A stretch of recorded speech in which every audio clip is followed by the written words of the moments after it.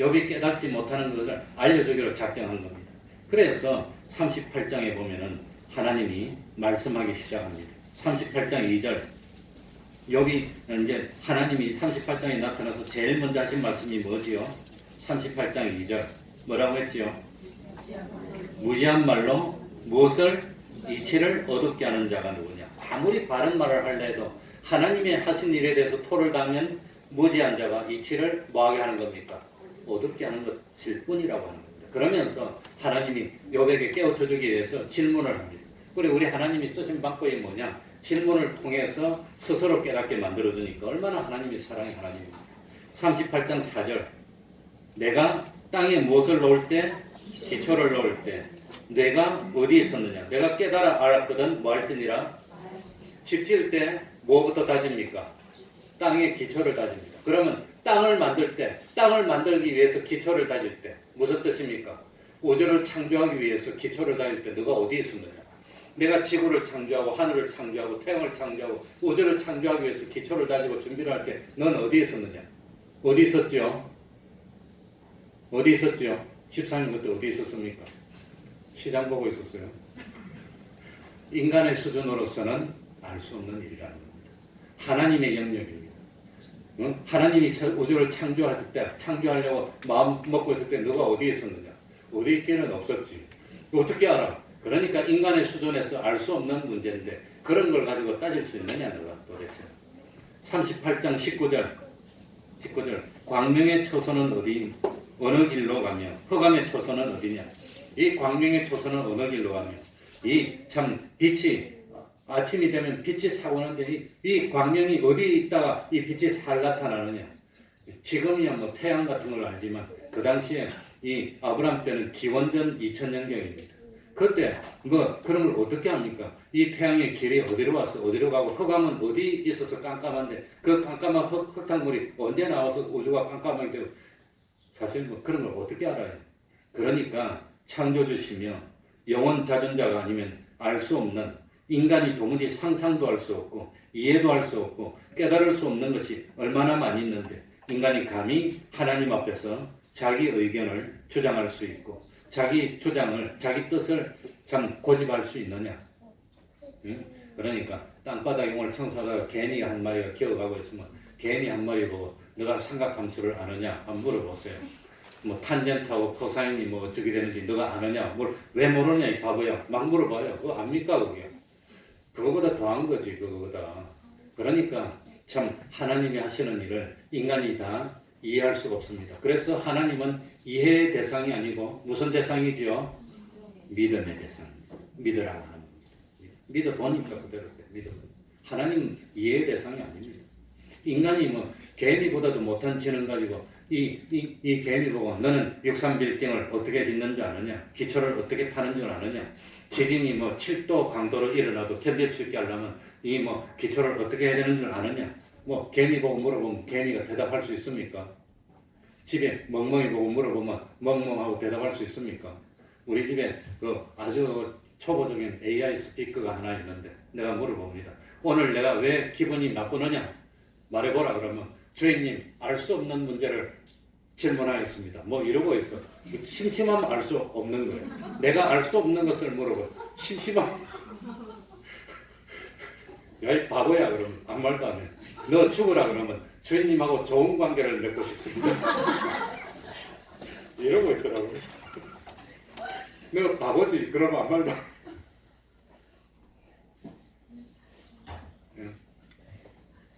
그러니까 하나님은 그 자체가 선하시며 또 하나님은 두 글자로 무엇이지요? 사랑이십니다. 얼마나 감사한 일입니까? 우리를 책임지고 계신 하나님이 선하시고 하나님은 사랑입니다. 그런 선하시고 사랑이신 하나님이 하는 역사는 전부 다 우리를 구원하기 위한 좋은 역사인 것을 믿어야 되는 겁니다. 내가 이해가 되든지 안 되든지 그걸 믿고 받아들이면 복 받는 겁니다. 하나님이 하시는 역사도 그 자체가 선하시고 온전이시고 완전이시고 사랑의 역사임을 믿습니까? 한번 다 같이 사랑의 역사임을 믿습니까? 그래도 안 하는 사람은 아멘입니다. 그러니까 사람은 하나님을 경외하고 하나님의 말씀에 아멘하고 순종할 뿐입니다. 이렇게 해야 되는 겁니다. 욥기 40장 1절 2절 오늘 읽은 말씀 봅시다. 여호와께서 또 욥에게 말씀하여 가라사대 변박하는 자가 전능자와 뭐 하겠느냐? 다투겠느냐? 하나님과 변론하는 자는 뭐 할지니라? 대답할지니라. 하나님은 절대자이시고 전능자시고 없는 가운데 인간을 창조한 창조주인데 하나님 왜 나를 요 모양으로 만들었습니까? 왜 코가 밑으로 향했습니까? 위로 향하지. 비 오면 빗물도 잘 받치게. 예? 왜 그럽니까? 그거 따질 수 있습니까? 왜 눈썹이 안에서 바깥으로 나서 빗물이 딱 흐르면 바깥으로 졸졸 흐르게 합니까? 바깥에서 안으로서 물이 맞으면 눈 안으로 속속 들어서 눈도 못 뜨게 만들어 놓지. 왜 머리를 제일 높은 데 만들어서 하니까 발바닥 밑에 머리를 만들어서 땅바닥 머리로 다니게 만들어. 그럴 수 있습니까? 하나님이 만든 것은 선하신 역사라고 하는 겁니다. 감사할 뿐입니다. 하나님 앞에 변방할 수 있느냐? 변방하는 자가 전능자와 다투겠느냐?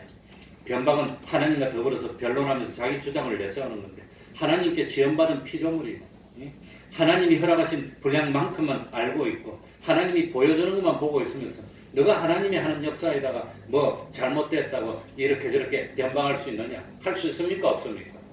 그거 할 수 없다고 하는 겁니다.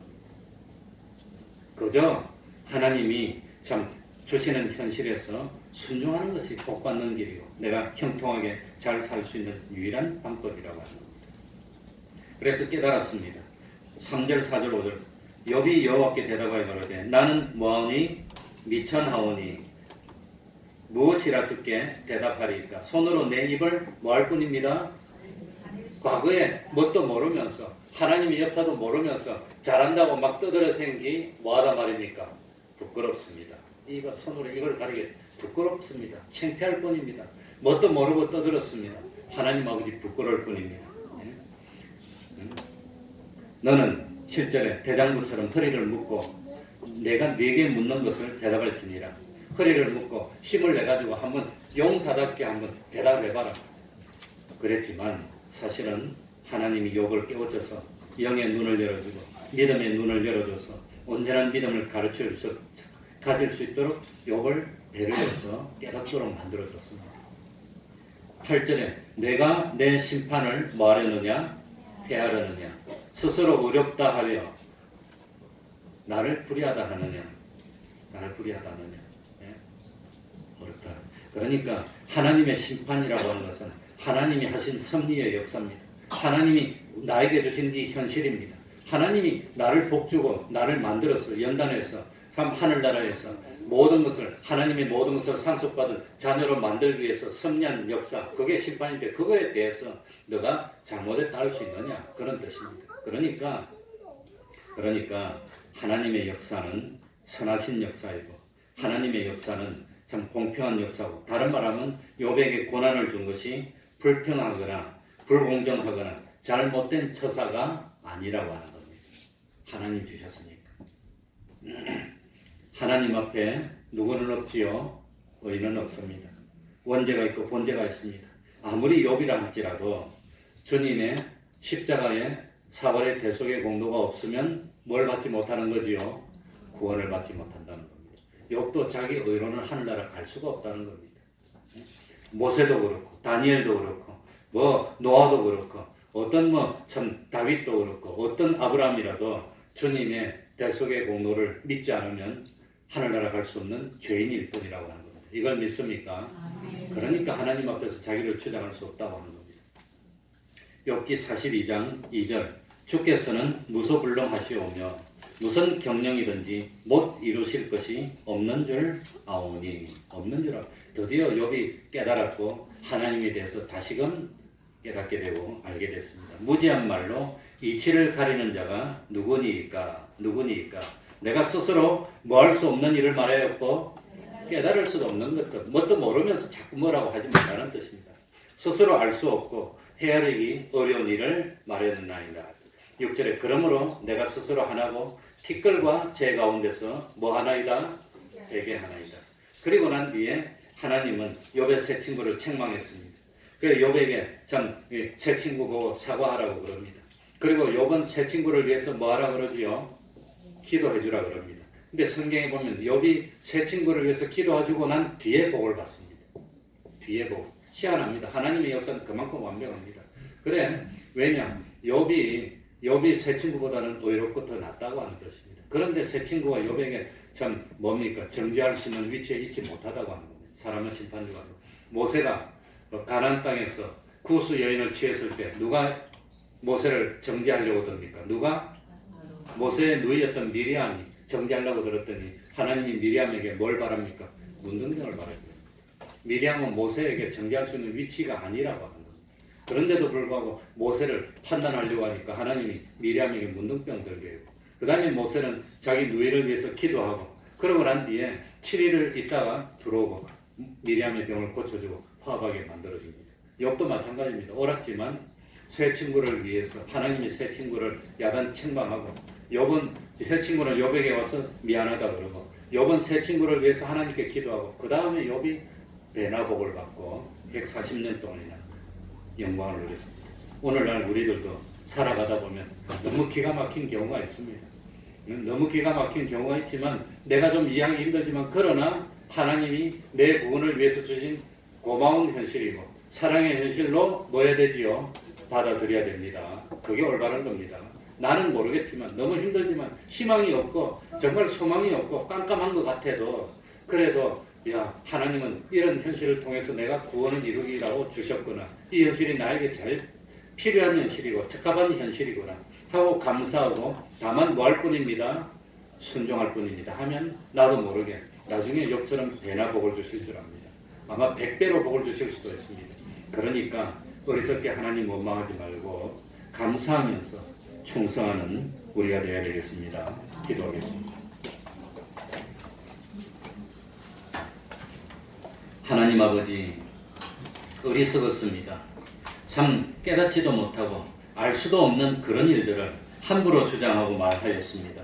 불쌍히 여겨주시옵소서. 그리고 돌이키게 하여 주시고 참 그저 하나님 주시면 감사히 받고 하나님이 거두어 가시면 거두어 가는 것이 나에게 유익이 되기 때문에 거두어 갔다고 깨닫고 또 감사할 뿐이고 참 때를 얻든지 못 얻든지 항상 기뻐하며 참 감사하며 기도하며 충성하여서 참 구원을 이룰 수 있고 하나님의 형상을 이루어가는 저희들이 되게 하여 주옵소서. 너무 힘들고 가난하여서 하나님도 모르겠고 생활에 참 빠듯빠듯 쫓기면서 감사도 하지 못하고 충성도 하지 못하는 저희들이 되지 않도록 하여 주옵소서. 너무 부유하고 어마어마하게 부유하여서 교만해지고 거만해지고 오만해지는 저희들도 되지 않도록 적절하게 참 필요한 현실로 이끌어서 참 최고의 구원을 이룰 수 있는 저희들 다 될 수 있도록 은혜로 함께하여 주옵소서.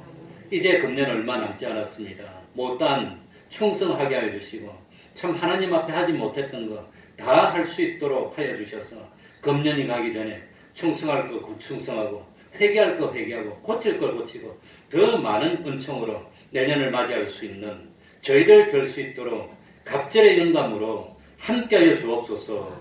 예수님 이름으로 기도하옵나이다. 아멘. 찬송하겠습니다. 542장입니다.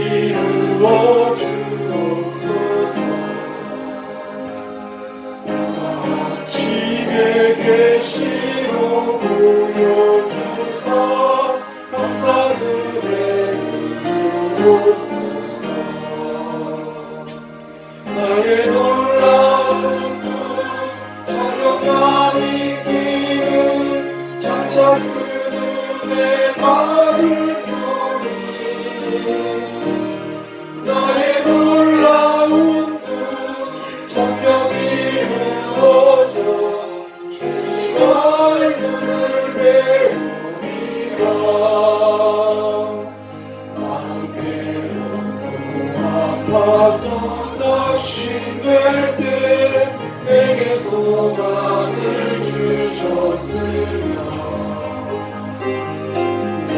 영광의 주님을 바라보니 앞길 환하게 보이도다. 나의 놀라운 꿈 정녕 난 잊기는 점차 큰 은혜 받을 편이. 나의 놀라운 꿈 정녕 이루어져 주님 얼굴을 배우리라. 세상 풍요는 나날이 달리어도 나는 내 믿음 지키리. 인생 살다가 죽음이 꿈 같으나 오직 내 꿈은 잠들이고. 나의 놀라운 꿈 정녕 난 잊기는 점차 큰 은혜 받을 편이.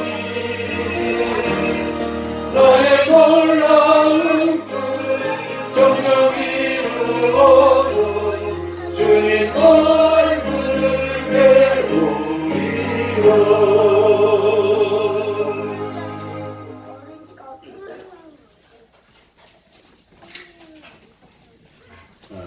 다음 주부터 학습 세례를 위한 준비가 오전 예배 마치고 있겠습니다. 그러니까 세례를 받는 것은 주님의 명령입니다. 그러니 이 떳떳하게 여러 사람 앞에서 신앙 고백을 하고 세례를 받고 믿으시기 바랍니다. 그리고 주변에서 고민해 주시기 바랍니다.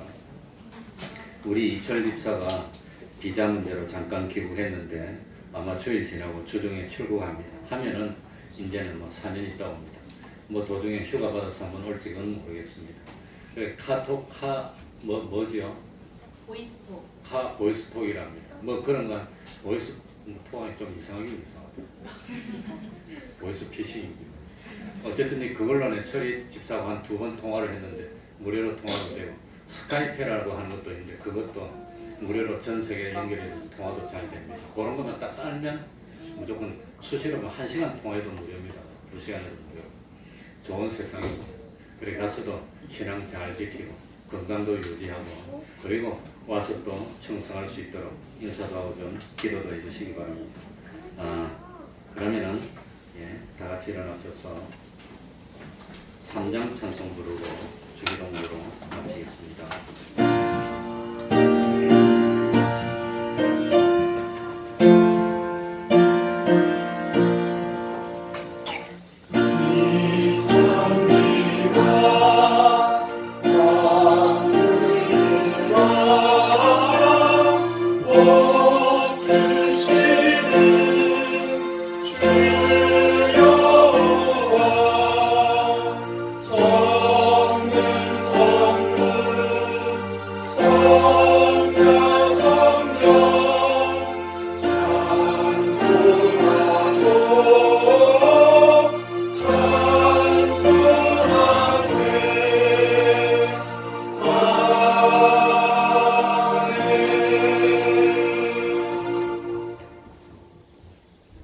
하늘에 계신 우리 아버지여, 이름이 거룩히 여김을 받으시오며 나라의 임하옵시며 뜻이 하늘에서 이룬 것 같이 땅에서도 이루어지이다.